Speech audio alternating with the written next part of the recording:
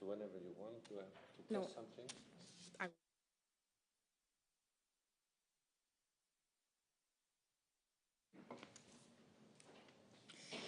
Liebe Kolleginnen und Kollegen, herzlich willkommen in der Bundespressekonferenz, zu dieser Pressekonferenz, in der uns der Generalkommissar für das Hilfswerk der Vereinten Nationen für Palästina-Flüchtlinge im Nahen Osten die aktuelle Situation aus seiner Sicht und die Schwierigkeiten der humanitären Hilfe im Nahen Osten beschreiben wird und darstellen wird. Herr Philippe Lazzarini, Mr. Commissioner General, very welcome to the Bundespressekonferenz, a very warm welcome. Meine Moderation und auch die Fragen werden in Deutsch sein. Es sind Übersetzungsgeräte draußen für alle, die das möchten. Auch hier vorne, Herr Lazzarini hat ein Übersetzungsgerät. Das heißt, Sie können auch die Fragen auf Deutsch stellen, wenn Sie das wollen. So viel der Vorrede. Und wir beginnen. Mr. Lazzarini, I hand over to you. The floor is yours. Thank you very much, Jana, and thank you also for the invitation at the Bundespress conference. I think it's the first time that I'm coming here, so it's a real privilege. We definitely are meeting at a difficult time for the region, a difficult time for the Middle East. We have marked a few days ago the 1 year of the terrible massacre, terrorist attack of the Hamas in Israel, and after that, the unprecedented war which has hit also Gaza. There is no doubt that this has been a year of profound loss and profound suffering in the region. We still have hostages who remain captive in Gaza, and families are left behind in a very, very deep distress. 1 year later also, Gaza is unrecognizable, and this is also the reason why there have been so many calls, so many efforts to try to ensure a ceasefire, the release of the hostages, but also a beefing up of the humanitarian assistance in Gaza. Let me just give a little overview of where we stand in terms of the humanitarian situation in the region, but also talk a little bit about the specificities related to UNRWA, but more broadly also for the United Nations in the region. I have to say, and it's, I'm with you, a representative of the media, international media. It's 1 year now, and none of you has been allowed to go to Gaza, which is a pity. And most of the information that we are receiving are information we are either receiving by heroic local journalists or by organizations operating in Gaza. But of course, in a situation like this one, when we have so many different types of a narrative, it is of utmost importance, I believe, that we continue to ask for the presence of, or the access of international journalists. I have to say Gaza is a place which horrifies even the most seasoned humanitarian workers. It's a place of all the possible superlative. It has become a kind of wasteland, which I would say is almost unlivable. People are just on a daily basis struggling to stay alive in a kind of pilot automatic mode, struggling against disease and struggling also against hunger. People in this in Gaza Strip have been real pinballs. They have been constantly on the move, depending on how the military operations were conducted. But that's also an indication that they haven't been so far any safe place. It's also a place of all the possible superlative when we look at the level of people killed, the number of children having been orphaned. If you look at the number of journalists killed, health workers killed, but also the number of UN and aid workers being killed. The agencies that I represent saw 229 staff killed in Gaza only, up to the 300 humanitarian staff being killed since the beginning of the year. The level of destruction is also unprecedented. We estimate that 60–70% of the infrastructure in Gaza Strip have been destroyed. This concerns also the United Nations. Our installation have been largely also damaged and destroyed, despite the fact that many people came to our installation to seek protection of the United Nations, which unfortunately they did not get all the time. I have also to say that the children are the ones bearing the brunt of this war. Beside the number of children killed or orphaned, my concern today is the fact that up to 2 million people in the Gaza Strip, we have 1 million people below the age of 18, and among them we have more than 600,000 girls and boys of the age of primary and secondary school who are currently living in the rubble, deeply traumatized, having already lost 1 to 2 years of education. And the more we will be waiting to bring them back into an education environment, the more we will be sowing the seeds for even more resentment, even more hatred here in the region. And this is also the reason why I have called member states to make, beyond the life-saving operation into Gaza Strip, education a collective priority, also because education is the only asset which has never ever been taken away from the Palestinians. They have never ever been dispossessed from education. It has always been the last source of pride they had. In this context, you know also that we are very much engaged in a polio campaign. The polio was eradicated 25 years ago, came back very quickly since the beginning of the war. We have succeeded a first round together with WHO and UNICEF, but this round of vaccination has also shown that if there is a political will, there is some assistance we can provide in the Gaza Strip. Since the beginning of this week, we are engaged now, together with the Israeli authorities and our partner, into a second round of vaccination, which I hope will be successful, but we also know that this is not enough to ensure a better future for the children. In Gaza, maybe just a last comment, you have seen that the reality between the north and the south is very, very different. There are intense fighting taking place right now in the north. We have about 400,000 people still stuck there who are basically asked to move to the south but are still in the north, and the access to these people has become extremely, extremely complicated.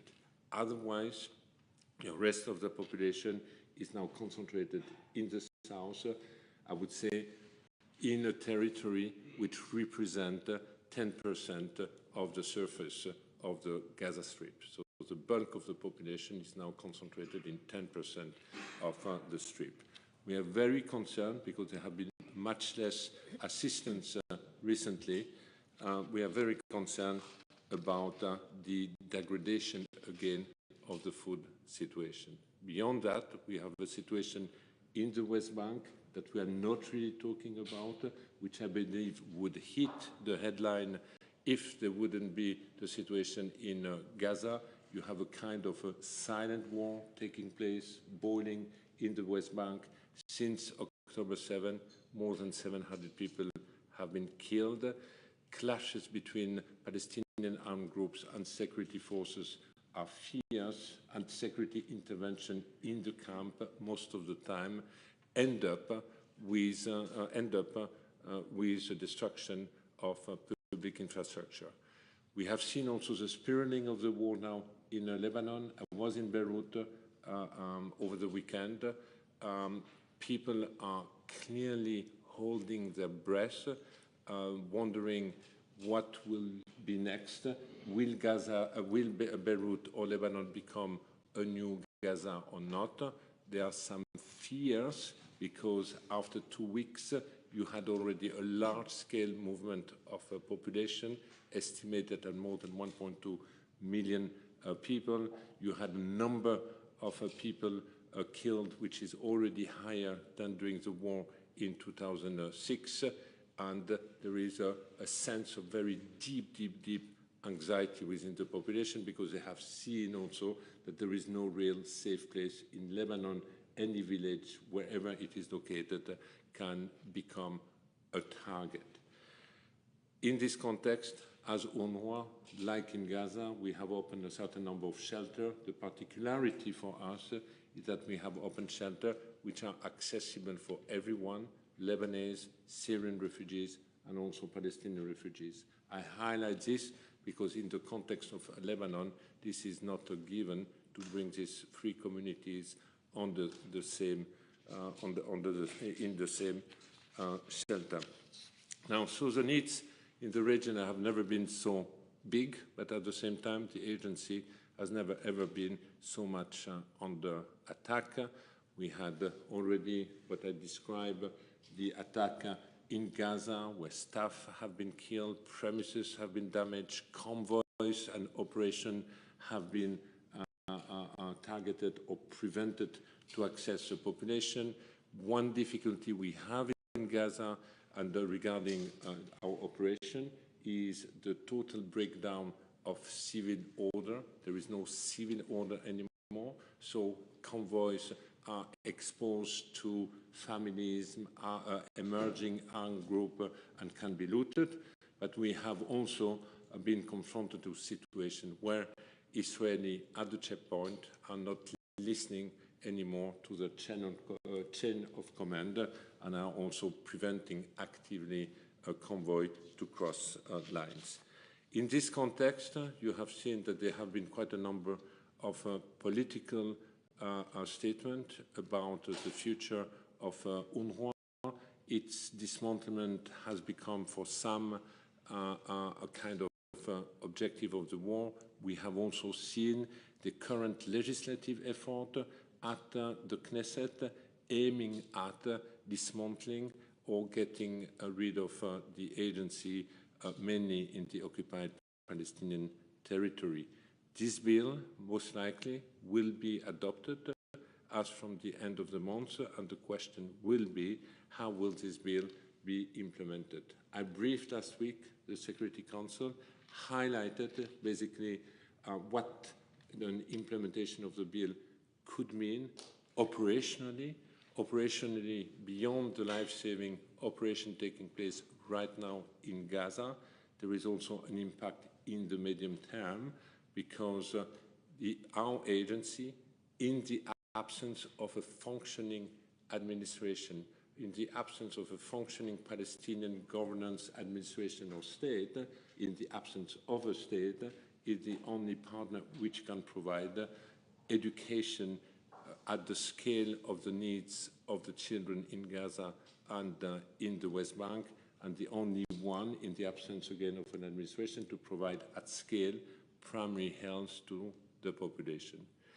Beyond that, there are also obviously legal implications about a further weakening of IHL, a disrespect of the UN Charter, and also going against the ruling of the International Court of Justice. But beyond that, also politically, what we see is that if we succeed to get rid of an agency like UNRWA in this context, it is a further weakening of the common instrument that our multilateral system has today.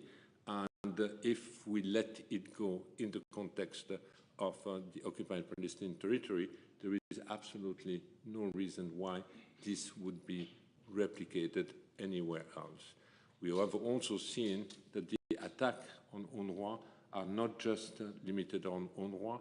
Other UN agencies basically have also been phased out, like the the head of UN Women, like the Human Rights Office, like the head of OCHA, and we see today that this has now shifted in South Lebanon with the UNIFIL troops. Maybe let me just end, because I think this is also important, that you know that the agency, after the horrible allegation in January about staff having allegedly participated to the massacre of October 7, has not only gone through investigation, but has gone through a total overview of its internal system, the so-called Catherine Colonna report. There are 50 recommendations that the agency has fully embraced. I have a team within my office fully dedicated to the implementation of the recommendation, and over the last few months, a number of progress have been made when it comes to the vetting of the staff, when it comes to our partnership with financial institutions, ensuring that any sanction list be respected by the financial institution, but we have also adopted or adjusted a certain number of internal policies. So basically, my ask, obviously, to the member states for the months to come is ensure not only that there is a ceasefire, but after a ceasefire to have a genuine genuine process leading to the implementation of a political solution. And this is how an organization like ours can reinstate its temporary nature by helping any transition to be successful, to ensuring critical services to the Palestinian refugees, and at the same time contributing to build up the capacity of the future entity taking over the activity of the agency. Meanwhile, obviously, we will continue to need, beyond the political support, the necessary financial support. The good news is that all the countries have resumed their contribution to the agency, except one for which we will have more clarity as from beginning of next year, since the freeze of the US contribution is taking place until March 2025. I think I will stop here. Of course, I could share more, but I'm sure you have also a number of questions. So thank you so much, Daniel. Thank you very much for these insights in this horrific, depressing situation and for your perspective. So we come to the questions. You have the translation here. It should be in the right position. Wir kommen zu den Fragen. Ich würde Sie bitten, sich jeweils kurz vorzustellen, unserem Gast, und ich beginne bei Herrn Jung. Thilo Jung from Young and Naive. Mr. Lazzarini, could you explain what are your political demands from Germany, the German government, who is very, very loyal to the Israeli government that in turn wants to see UNRWA gone? Thank you. The primary political demand is to shield the role of UNRWA in any transition. There is an overdue ceasefire, but there will be a ceasefire at a given time. And the real question after that is what will happen between the ceasefire and a day after. There will be a long day in between, an excruciating day in between, which can last 2, 3, 4 years until you have the necessary capacity of a Palestinian authoritarian governance to take over activities, but until the day you have the necessary confidence of all partners that now it's time to invest. And this is where an agency like ours can help to go through this very difficult time by ensuring, for example, that we are not sacrificing the 600,000, 700,000 children today living in the rubble. Basically, my ask is it would be foolish to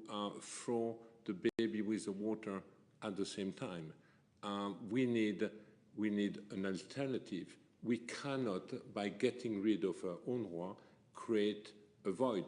If you create a void without an alternative, we know that there is no environment, no ecosystem which likes void.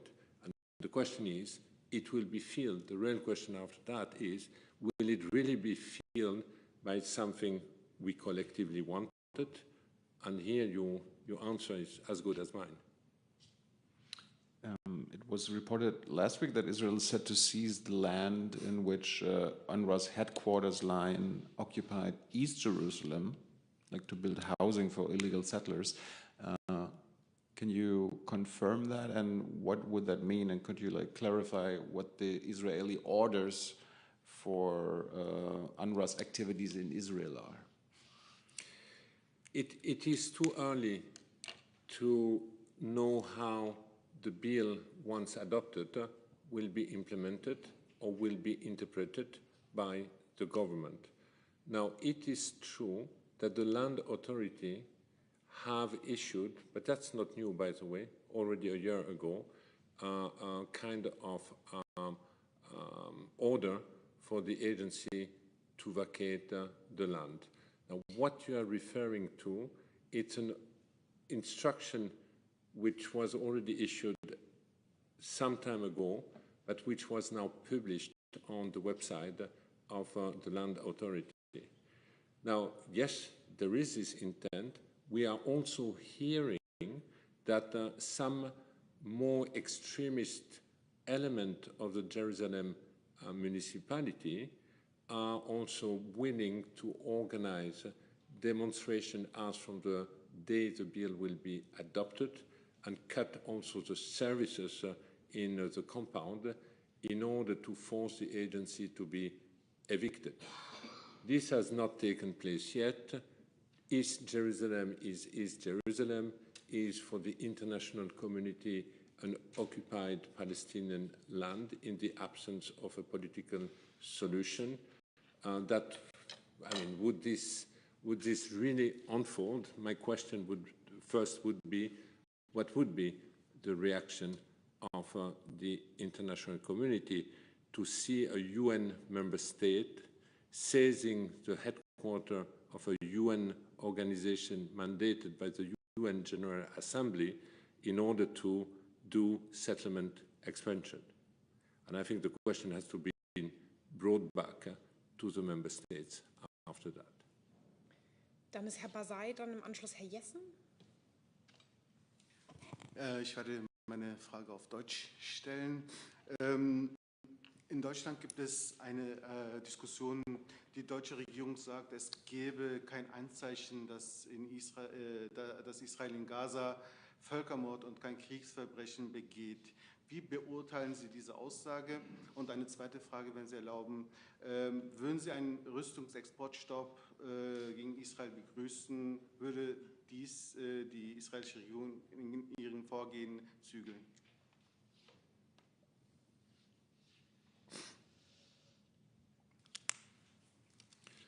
Thank you. You know, the question of the genocide has been submitted to the International Court of Justice, and this is definitely the competent body which will tell us how they, qualify, label what's unfolding in Gaza. Now, when it comes to UN, witness in the Gaza Strip, we have reported regularly our concern about the disproportionate level of destruction, the disproportionate casualties, people killed, the number of children also who have been killed, maimed, or orphaned in the Gaza Strip, the fact that health center and hospital have not been better protected, and we have also expressed concern about number of forced displacement. We have also expressed concern about the absence of political will to properly address unfolding hunger in Gaza. So as we have few times indicated that this trend might amount to war crimes, but again, the qualification ultimately will have to be will have to come from either the ICC or the ICG in the future. But as a UN, we have more than once expressed concern of this nature. I personally have done also more than once. Now, what needs to be done? I think member states have to look at how can they influence influence some patterns we believe have crossed the red line. I have more than once indicated that I'm very concerned about the future relevancy of the international humanitarian law, the future relevance of the Geneva Convention. And here I would like also to say that in the region there is a growing feeling that in fact IHL applies a little bit à la carte, that it applies in some context, but not in the context of Israel-Palestine. This has another type of impact. For example, we were the only one having a human rights curriculum, program in our curriculum for now about 20 years, which is a program which was funded by the US. Now we have more and more children and teachers asking, why do you keep this if it does not apply to us? What do you expect from us? So I always tell them, but you know, we need this as a reference, because a world without reference, I mean, can only sink into more, I mean, a chaos of barbarism. So all this to say that, yes, we need to find ways to make sure that this war does not become the exception, that this war be also conducted with the respect of rule of war. Herr Jessen und dann Frau Küchner. Mr. Lazzarini, in the debate on the role of UNRWA, there had been accusations who look at UNRWA like being kind of an, let's call it, humanitarian camouflage to support Hamas. There had been investigations on the role of UNRWA staff at the Hamas massacre of October 7th. Can you give us the definite results of these investigations? How many UNRWA staff had been involved, and are there still any open cases to be further investigated? Thank you. Officially, they started with 12 staff, went up to 19 staff, and each of these staff have been investigated by the internal oversight services from the United Nations Secretariat. This was commissioned by the Secretary General, and the outcome of this investigation was shared at the end of July, basically. Basically, the outcome was the following. For half of the staff, more or less, for half of the staff, there is absolutely not enough evidence even to continue the investigation after months of cooperation between the investigative team and the Israeli authority, but also other member states, because sometimes member states do also have some intelligence information that we have asked them to share with us. And for the other half staff, I think 9 staff, the conclusion was what I would say inconclusive in the way that it was said that if the information can be authenticated, it might appear that the person might have participated. The problem being, in this context, that the information could not be authenticated per se. Having said that, as the UN agency, we have taken the decision that all the staff has been dismissed.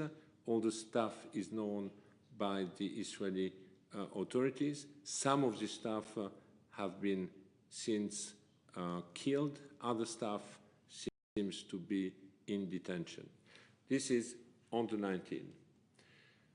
Then there have been, as you might know, other lists which have been circulated, and there was mainly a list of 100 names that I did receive, and I have immediately asked the Israeli government to help us to look into the list. And for the time being, we are not in a position to do this because there have never been any response. So in terms of investigation related to the October 7 massacre right now, there is no open investigation anymore at this stage. We stand ready to look into the list which circulates now for some time, the famous list of the 100. I have written more than once to the Minister of Foreign Affairs. The SG and the OIOS team also have asked to substantiate the allegation beyond the list that we have received. So far, there haven't been any additional information shared, and also the other member states who might have more information that we have not been in a position to share any information with us on this one. If you allow a second question, you know about the letter the US administration had sent during the weekend to the Israeli government demanding urgently to give access for more humanitarian help. Is it your impression or your knowledge that the Israeli government is accepting the consequences of restricted limitation which might lead to death by starvation in Gaza? Do you think this is part of the Israel strategy or acceptance of consequences?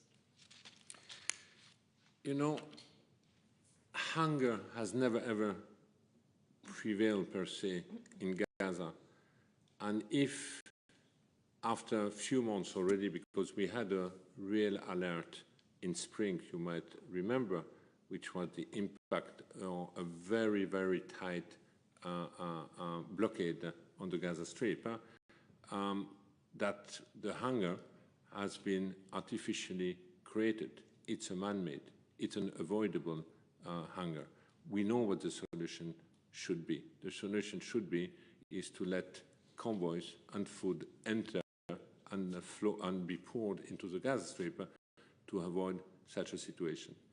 Now, the hunger, as we know, it's not just food, it's a combination of stress due to the war, the destruction, but also the extraordinary unsanitary condition people are living in. Kids are just living among sewage water and piled up garbage, which is the best nest for catching any kind of disease. So yes, I do believe that hunger in Gaza Strip is totally avoidable.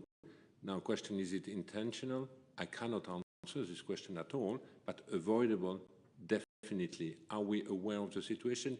Yes, we are aware, because there are regular, I would say, assessment being undertaken on how the malnutrition is evolving in the Gaza Strip. There will be again one shortly, but with information from August, and we already know that over the last 2-3 weeks, there was no convoy entering into the north, except yesterday with the announcement of 30 trucks, and we have been a huge drop of convoys in the south, with only an average of 50-60 for 2 million people, while we estimate the number needed much, much higher, and the few convoys which entered, because of the total breakdown of the law and order, have also been looted. So there is a real risk today that we, again, entering into the winter, the immunity system of the people, it's much more weakened, that we enter a situation where famine or acute malnutrition is unfortunately again a likelihood. And again, this can be avoided. We have shown that we can have a polio campaign. So why can we not bring food in the Gaza Strip? For too long, crossings have been closed.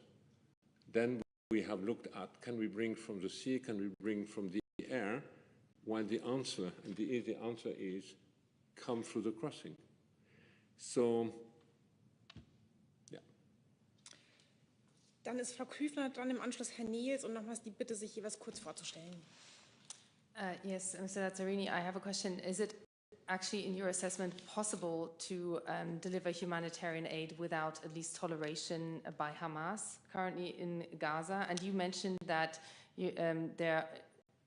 you have evidence that there is a failure in the chain of command within the Israeli military. Is this a concern that you've taken up with Israel in terms of and what has been the response? And if you allow me a third question, can you be a bit more concrete in terms of what your expectations are towards countries like Germany, who are staunch allies of Israel? Has the German diplomacy actually been effective in the past in allowing in aid? And if it's not effective right now, what would be your concrete expectation of Germany? Dann sage ich an dieser Stelle nochmal dazu, unsere Regel gilt, eine Frage mit der Möglichkeit einer Nachfrage pro Person. Die Zeit ist fortgeschritten und es sind noch viele Namen auf der Liste, einfach, dass jeder drankommt. Jetzt sind Sie gestellt, ich war zu langsam. I agree with you. just many questions in one question. Yeah. With the breakdown of civil order, mainly in the south, we have seen an emergence of different armed groups, tribe, families, trying to fill the void left behind. And there is a kind of competition, and I believe that they are the ones who are primarily behind the looting of convoys that we have seen over the last few weeks. Now, with whom are they working, with whom they are affiliated? I cannot answer this question. I don't know. But that's a trend we have seen. We keep also hearing that when there was a commercial sector, that they might have been taxed by Hamas. True or untrue, I don't know. I know that the Israeli authority have also decided to slow down the input of the commercial sector. What I can say is that when it comes to WFP or UNRWA assistance in the Gaza Strip, we are the direct distributor. So if it has not been looted with the families in the south and we are trying to find a solution, we are the one directly distributing in our shelter. So we have never ever any kind of intermediary in a distribution process. When it comes, the other question was on the checkpoint. Yes, we have taken up each incident is systematically taken up with our Israeli counterpart. We had an important incident a few weeks ago where basically the people manning the checkpoint did not want to listen to the instruction which were coming from the chain of command, and we had a team exposed for more than 8 hours to an extraordinary precarious security situation. You might recall a convoy which was stopped with bulldozer emptying sand and stones and intimidating, in fact, the entire staff. And this was an indication about this chain of command, and we have indeed protested. There is an investigation going on. We do not have the conclusion of the investigation, but we have been told that this will not be repeated. So we have to test again our deconfliction being the way we are coordinating all the movement within Gaza with the Israeli civil administration of the army. There are coordination mechanisms constantly involving Israel, the United Nations, the US. I know that Germany also is very, very active in conveying messages in order to improve the coordination. But as we know, we are all very frustrated. It's excruciatingly complicated, difficult, but I also do believe ultimately it's complicated and difficult because of the absence of a proper political will to make it happen. Dann Herr Niels und im Anschluss Herr Busch. Ist noch nicht an? Nee. Jetzt. Yeah, no. Mr. Lazzarini, it's difficult to understand your work in Gaza especially and also in the West Bank and some countries around, as far as I know, when there are still governmental voices in Israel that accept hunger, starvation as kind of a weapon of war. So could you again point the degree of cooperation you still have? I mean, you mentioned that there is cooperation with Israel agencies and maybe with international agencies beyond, but is it possible, because it sounds like a contradiction, to have that atmosphere in Israel and then your work? Yeah, well, it wouldn't be the first contradiction. There are many contradictions going on. It is true that there are very strong voices who basically have said we want to eliminate UNRWA. Basically have said that it's part of the objective of the war. We need to get rid of UNRWA. On this one, you heard me many times that I believe that the motivation behind it is of a political nature, that the real objective is to strip the Palestinians from the refugee status and also to weaken the aspiration of the Palestinians for future self-determination. It's a way to weaken, in fact, the two-state solution and the peace process. So there is an objective behind it. Now, I also believe that attacking the UN that way and all the red line crossed that we have heard about is also a way to, bury the international humanitarian law and say this is applicable everywhere except in the context of Israel and Palestine. Now, yes, we have a political narrative, and then you have the pragmatism of the people dealing on the day-to-day. So basically, our colleagues who are operating in Gaza or our colleagues who are operating in the West Bank, they continue to have on a day-to-day their operational relation with their Israeli counterpart from the Kogat. Now, are they easier today than they were before? Not at all. They are sometimes overshadowed by the atmosphere that you just described. It makes it more and more complicated. And I will not hide the fact that we might reach a point that we won't be able anymore to operate. And if we cannot operate anymore in Gaza, it's not just UNRWA as the main provider of services, but you have also the rest of the UN system, which very much rely and depends on the platform that the agency has offered so far. So we are very near to a possible breaking point. When will it be? I don't know, but we are very near of that. Dann Herr Busch und im Anschluss Herr Striezel.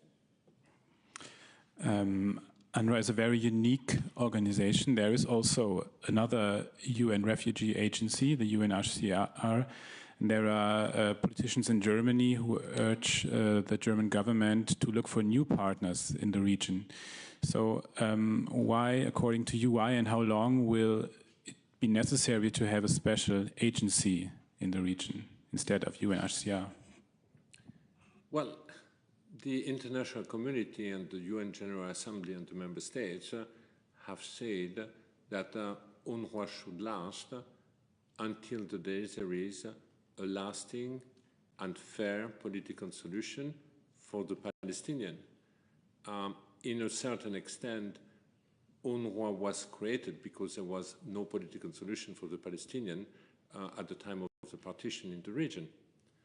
Now, we are 75 years later. That's the expression and an indication that we have failed to promote a lasting and fair solution for the Palestinian. Now, the question is, after this seismic, I would say, shock in the region, will this, yes or not, trigger the necessary will, once for all, to be genuinely committed to find or implement this political solution? I hope so. And if it is the case, we can reinstate UNRWA as a temporary organization. Now, UNHCR has a different mandate. UNHCR is being asked to promote durable solution. UNRWA is not asked to promote a durable solution.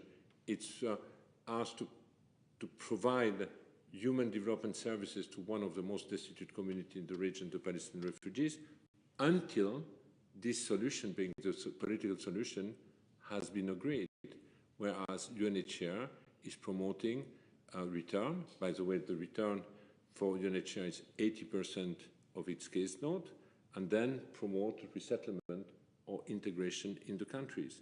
Secondly, what makes us unique that UNHCR does not is we have been asked to provide government-like services. We are the Ministry of Education of the Palestinian refugees in the absence of a state or administration taking over.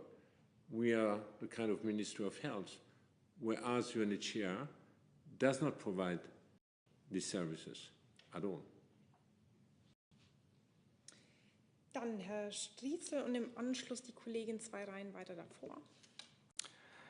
I think it was, I believe, in May that you traveled to Beirut to calm down the strikes that have taken place there from the UNRWA's Teachers Association. The reason that you were forced to suspend the head of this association, Mr. Fatia Sharif.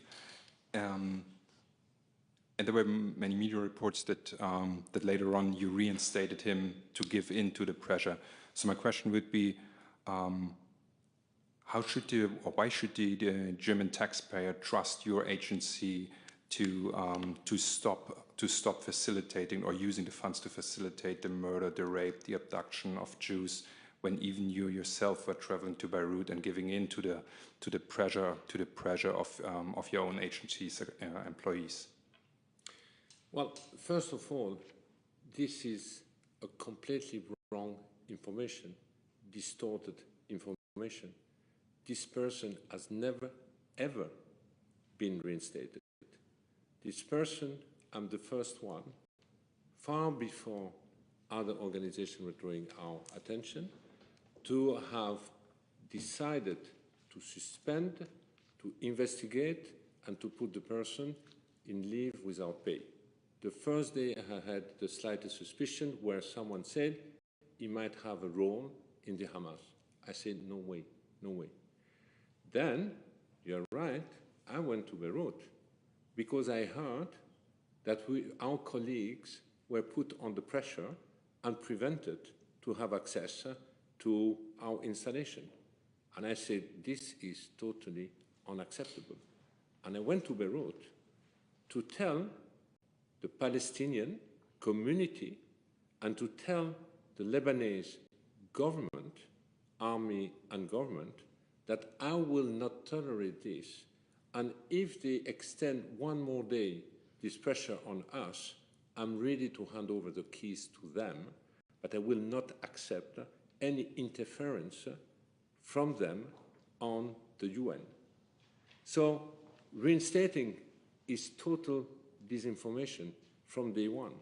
I have never, ever reinstated this person. In the contrary, I have reaffirmed the investigation, the suspension, and the person will not be paid.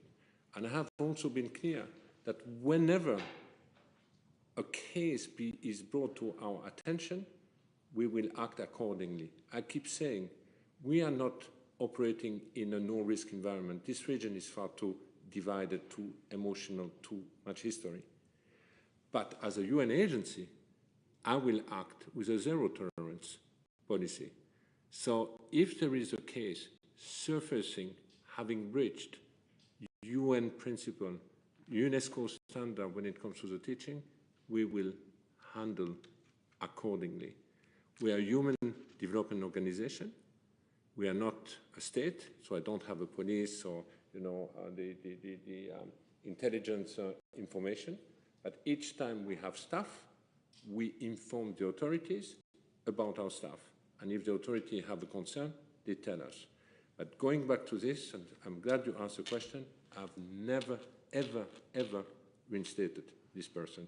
And this was a total, deliberate disinformation. So just one follow-up question.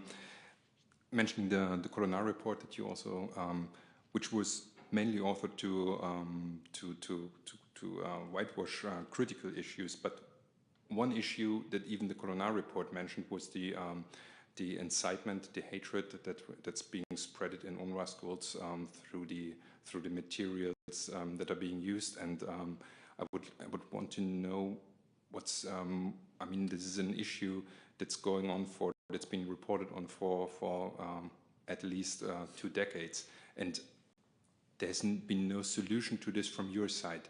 You haven't revised the school books. You're taking over either the PA school books, or you're using those school books, those textbooks being produced by some of your members who were then turned out to be members of terrorist organizations. So I would like to know what's the measure that you're going to implement to tackle this, when even the Colonna report was mentioning this?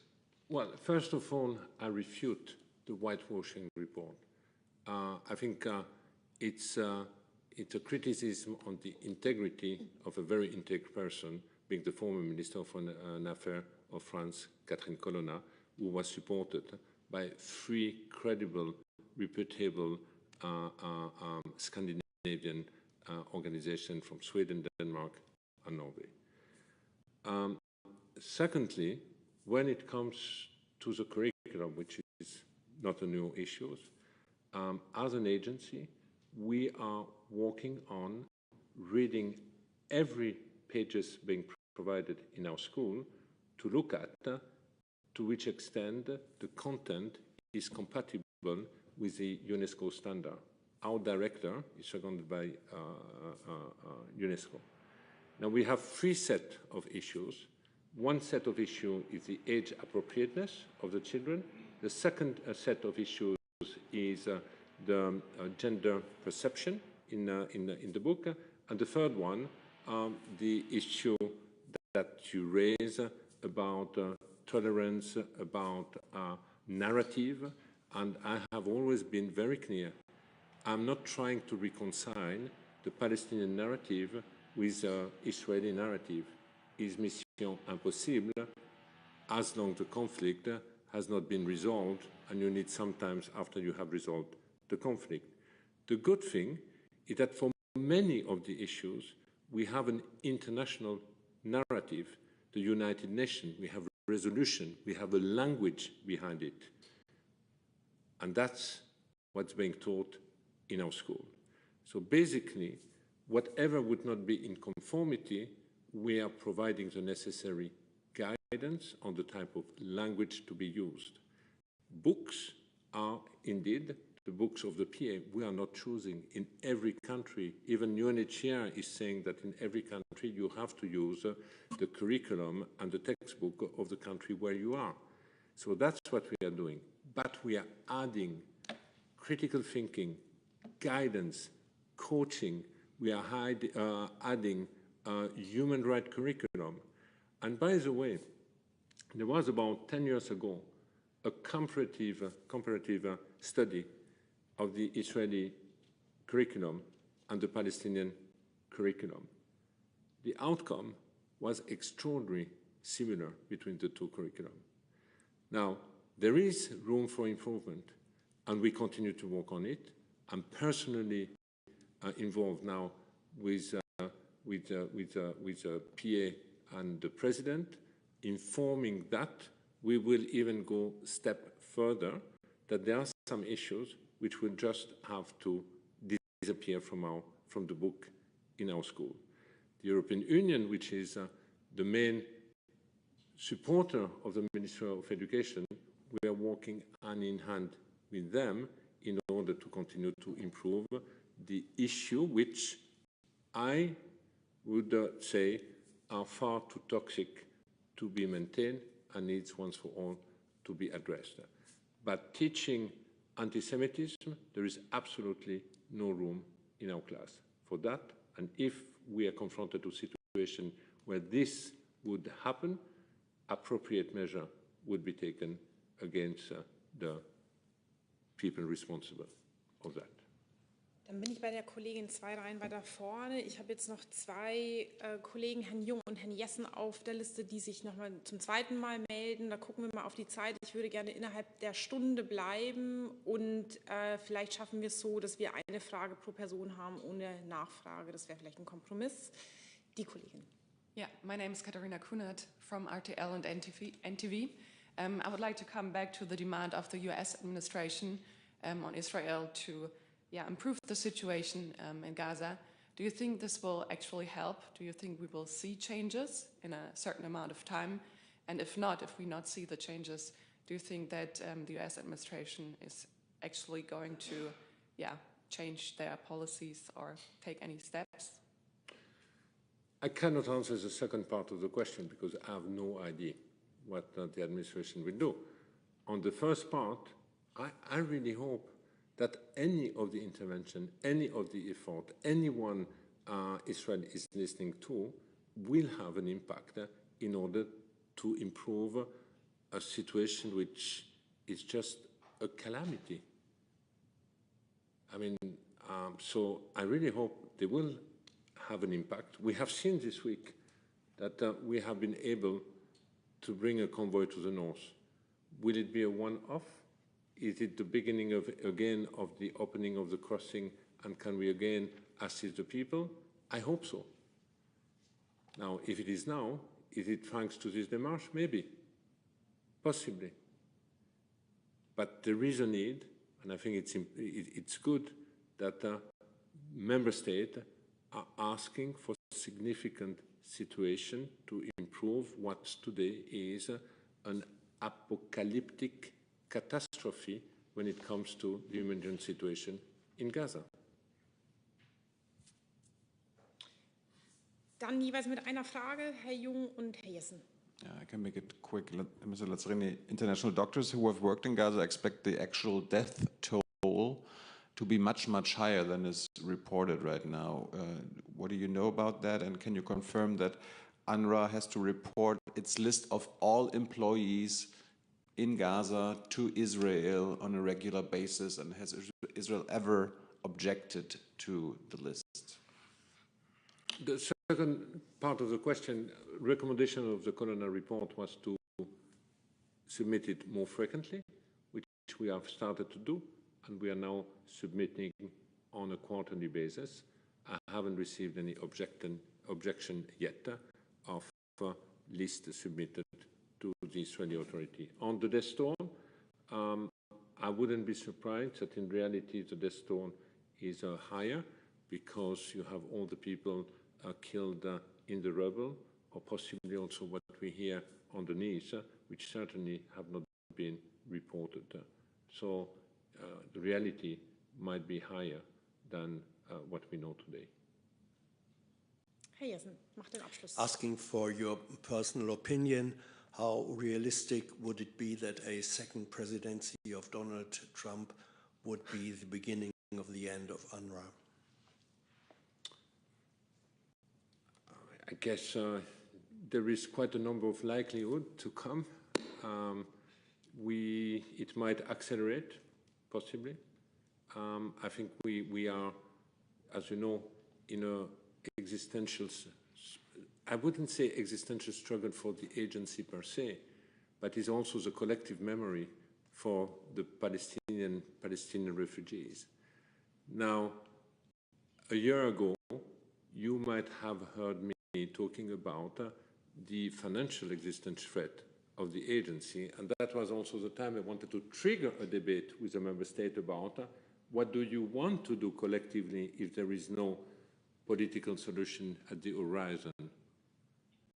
You rubber stamp a mandate, but in reality you are not providing the resource. You ask me to operate like ministries. I don't have the fiscal tool to do this. But today, the existential threat is a combination of a political attack and a financial situation. So I think the months to come will indeed tell us how the international community, Israel, the Palestinian, will agree on a path, a transition, and if there is a path and a transition, what will be the expected contribution an agency like ours can continue to deliver. I have, as I said, flagged before to the member states of the GA and the Security Council the risk we are taking. In fact, I go back to what I said before. It would be, I think, foolish to throw the baby and the water at the same time without alternative. So that's the nearest I can answer to your question, but the likelihood is here, yes. Dann möchte ich es dabei bewenden lassen, zeitlich fast eine Punktlande. Thank you very, very much for your visit to Bundespressekonferenz, for your time and your insights, and I wish you all a good and pleasant day. Thank you. Thanks. Thank you.